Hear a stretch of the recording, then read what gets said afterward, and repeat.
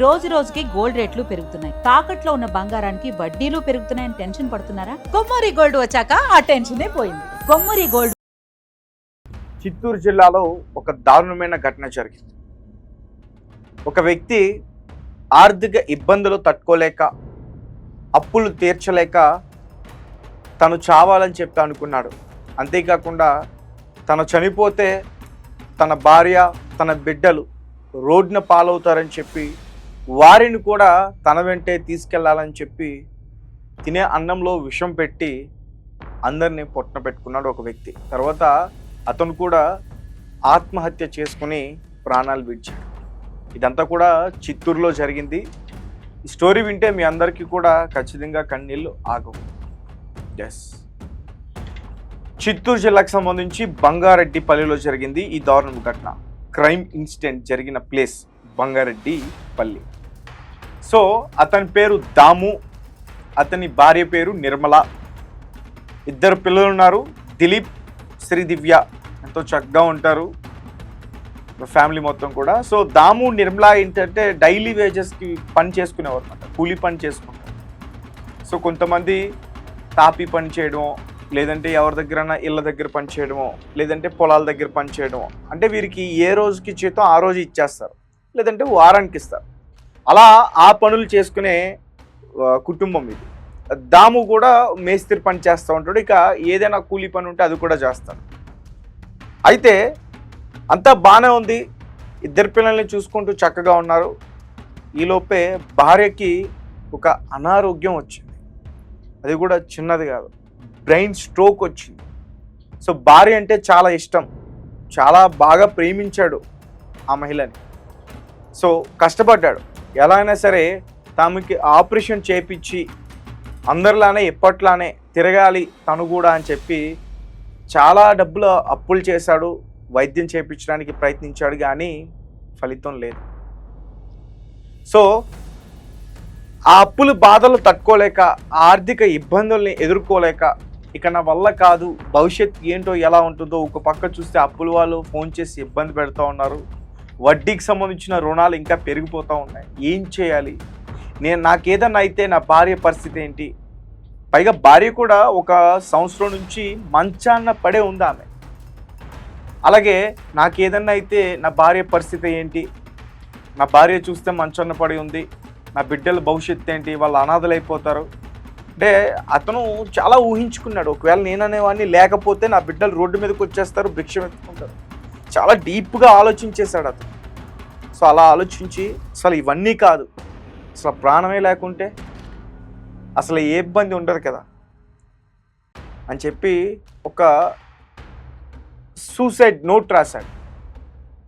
ఆ నోట్ కూడా ఏంటంటే అతను చనిపోయిన తర్వాత వాళ్ళ ఫ్యామిలీ మెంబర్స్ మొత్తానికి దహన సంస్కారాలు చేయడానికో డబ్బులు నేను దాచుంచాను, ఎవరిని ఇబ్బంది పెట్టడానికి కాకుండా దాచుంచాను నేను, పిన్ నెంబర్తో సహా మా డబ్బులే వాడున్నట్టు కూడా ఒక లేఖ రాసి అతను ప్రాణాలు విడిచాడు. సో ఇంటి పక్కన వారు కానీ, పక్కన గ్రామస్తులు కానీ వారందరూ కూడా అక్కడికి వచ్చి కన్నీరు పెట్టుకున్నారు. ఎందుకంటే చాలా కలివిడిగా ఉండే పర్సన్ అంటే ఇతను దామోదర్. సో నిర్మల కూడా ముందు చాలా చక్కగా ఉండేది, బాగుండేది. బట్ విధి రాత, ఎప్పుడు ఏ మనిషికి ఎటువంటి అనారోగ్యం పాలవుతుందో ఎవరో కూడా ఊహించలేని చెప్పలేం. ఈ మధ్యకాలంలో చూసుకుంటే హాయిగా గడిపేవారు కూడా సడన్గా కార్డియాక్ అరెస్ట్కి గురవుతున్నారు, హార్ట్ అటాక్కి గురవుతున్నారు, ప్రాణాలు విడుస్తూ ఉన్నారు. అంటే ముఖ్యంగా పెళ్లి వేడుకల్లో కావచ్చు, లేదంటే ఏదైనా ఫంక్షన్స్లో కావచ్చు, సరదాగా చిందేస్తూ ఒక్కసారిగా కుప్పకూలిపోతున్న పరిస్థితి. అలానే ఇలాంటి జబ్బులు కూడా ఎప్పుడు ఎలా వస్తాయో తెలీదు, వచ్చేస్తాయి. అంటే మనం సకాలంలో వైద్యం చేయించుకుంటే పర్లేదు, మనం వాటిని కనుక నెగ్లెక్ట్ చేస్తే ఖచ్చితంగా మన ప్రాణాలతో చెలగాటం. సో నిర్మల కూడా బ్రెయిన్ స్ట్రోక్ అనే ఒక వ్యాధికి గురైంది. సో దీంతో ఎంతో కొంత అప్పు చేసి ఆపరేషన్ చేయించాలని చెప్పి గట్టిగానే ప్రయత్నించాడు. ఆ కూలీ పనులు చేసుకుంటూ రోజుకి 300 నుంచి 500 రూపాయలు అతని కూలీ జీతం. అలానే ఒక పక్క ఇంటిని పోషించుకుంటూ, పిల్లల్ని చదివించుకుంటూ, ఇంకో పక్క భార్యకి ట్యాబ్లెట్స్ అని, మళ్ళీ ఎప్పుడైనా కొంచెం ఆమెకు బాగోకపోతే మళ్ళీ డాక్టర్ దగ్గరికి తీసుకెళ్ళటం, మళ్ళీ దానికి ఖర్చులు, వైద్యానికి ఖర్చులు, ఇవన్నీ కూడా భరిస్తూనే వచ్చాడు గత కొన్నేళ్ల నుంచి. అయితే అతనికి విసుగు పుట్టేసింది. ఇంకా నా వల్ల కాదు, ఇంకా నేనేం చేయలేను, వీళ్ళని విడిచిపెట్టి ఉండలేను, వీళ్ళని ఒంటరిగా వదిలేయలేను అని చెప్పి ఒక ఆలోచన అతను ఎప్పటి నుంచో కూడా ఆలోచిస్తూ ఉన్నాడు. సో చివరికి ఇటువంటి నిర్ణయం తీసుకుని అతను చనిపోవడమే కాకుండా పాపం అన్యం పుణ్యం ఎరగని ఇద్దరు బిడ్డలు దిలీప్, శ్రీదివ్య, వాళ్ళిద్దరు ప్రాణాలను కూడా పొట్టన పెట్టుకున్నాడు ఆ తండ్రి. సో వారు పోతే పోయారు, అంటే వారు ఏదో కష్టపడాలని చెప్పేసి ట్రై చేశారు, కానీ అది అవ్వల. కానీ పిల్లలు ఏం చేశారు?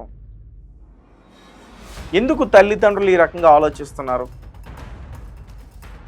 మీరు గమనించారా? గత కొన్ని రోజుల నుంచి బాధ వచ్చినా పిల్లల్ని హతమారుస్తున్నారు, కుటుంబ సమస్యలైనా పిల్లల్ని హతమారుస్తున్నారు, వివాహేతర సంబంధాలైనా పిల్లల్ని హత్య చేస్తున్నారు, బయట ఏదైనా గొడవలు జరిగినా పిల్లలే కారణం. ప్రతి దానికి అసలు ఏ పాపం ఎరగని ఆ పిల్లల్ని తీసుకొచ్చి వారిపైన మీ ప్రతాపం, వారిపైన మీ కోపం, వారిపైన ఇక ప్రాణాలు తీసేయటం. ఈ వ్యక్తి చాలా చాలా అంటే ఇతను ఏదో ఒక హరిశ్చంద్రులాగా చనిపోయానని చెప్పేసి అనుకుంటున్నాడు, కానీ నేనైతే మాత్రం ఇతను ఖచ్చితంగా రాక్షసుడు అని చెప్తా. కన్న బిడ్డని ఎవరైనా చంపుకుంటారా? ఆ పేగుబంధాన్ని ఎవరైనా చంపుకుంటారా? ఎందుకు ఈ రకంగా ఆలోచిస్తున్నారు తల్లిదండ్రులు? తమ లేకపోతే పిల్లలు ఉండలేరు అని చెప్పేసి ఎందుకు అనుకుంటున్నారు? చాలా ఎన్జిఓస్ ఉన్నాయి, చాలా అనాథాశ్రయాలు ఉన్నాయి, పిల్లలు లేని వారు పెంచుకోవడానికి ముందుకు వస్తున్నారు. సో అలాంటి వారికి ఇచ్చేసేయండి, అంతేగాని మేము లేకపోతే వాళ్ళు లేరు, మీ స్వార్థానికి ఆలోచించి పిల్లల ప్రాణాలు తీసుకోవద్దు. నేను మళ్ళీ చెప్తున్నా, వివాహేతర సంబంధాలకి కారణం పిల్లలే. ఇంట్లో మీ ఆరోగ్య పరిస్థితి బాగోపోతే దానికి కారణం పిల్లలే, మీకు ఆర్థిక పరిస్థితి బాగోపోతే దానికి కారణం పిల్లలే, మీకు బయట ఏదైనా గొడవ జరిగితే దానికి అతను చనిపోవాలని నిర్ణయించుకుని తను చనిపోవడమే కాకుండా నేనేమైపోతే నా పిల్లలు ఏమైపోతారని చెప్పి పిల్లల ప్రాణాలు కూడా పట్టున పెట్టుకుంటారు. అంటే అసలు వారికి దేనికి సంబంధం లేని దానికి పాపం ఆ అన్యం పుణ్యం ఎరగని ఆ పసిబిడ్డల ప్రాణాలు కోల్పోతుంది. అసలు ఆలోచించండి, చూస్తున్న తల్లిదండ్రులు ఎవరైనా మీరు ఈ రకంగా ఇటువంటి మైండ్ సెట్తో ఉండి ఇటువంటి ఆలోచనతో ఉంటే ఇప్పుడే మీ పిల్లల్ని దూరం పెట్టండి, మీరు వారికి దూరంగా ఉండండి, ఎన్జిఓస్కి అప్పచెప్పండి, పిల్లలు లేని వారికి ఇచ్చేయండి, అనాథాశ్రయాలు తీసుకెళ్ళి జాయిన్ చేయండి. అంతేగాని మీ మూర్ఖత్వాన్ని, మీ రాక్షసత్వాన్ని వారి మీద ప్రయోగించి వారి ప్రాణాలు మాత్రం తీయకండి.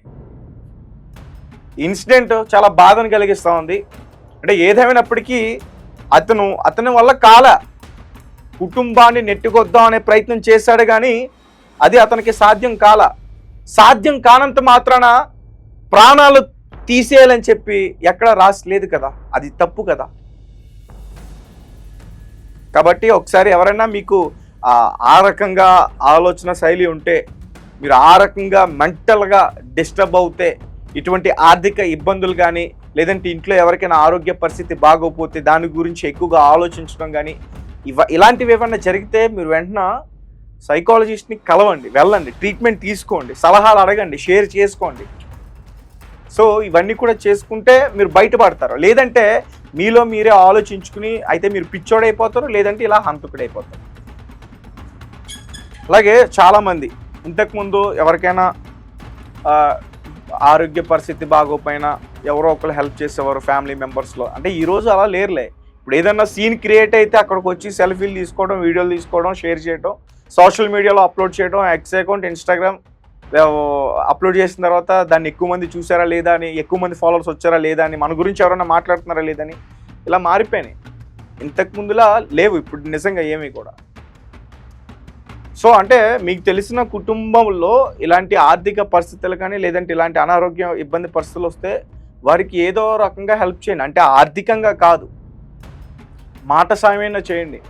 ప్రభుత్వ ఆసుపత్రులు ఉన్నాయి, ప్రభుత్వ అధికారులు ముందుకు వస్తున్నారు, వైద్యాన్ని అందిస్తున్నారు. అలాగే మరీ ముఖ్యంగా ఈ మధ్య సోషల్ మీడియా వల్ల ఎంత చెత్త పెరిగిపోతుందో, ఎంత చెడు జరుగుతుందో అంతే మంచి కూడా జరుగుతుంది.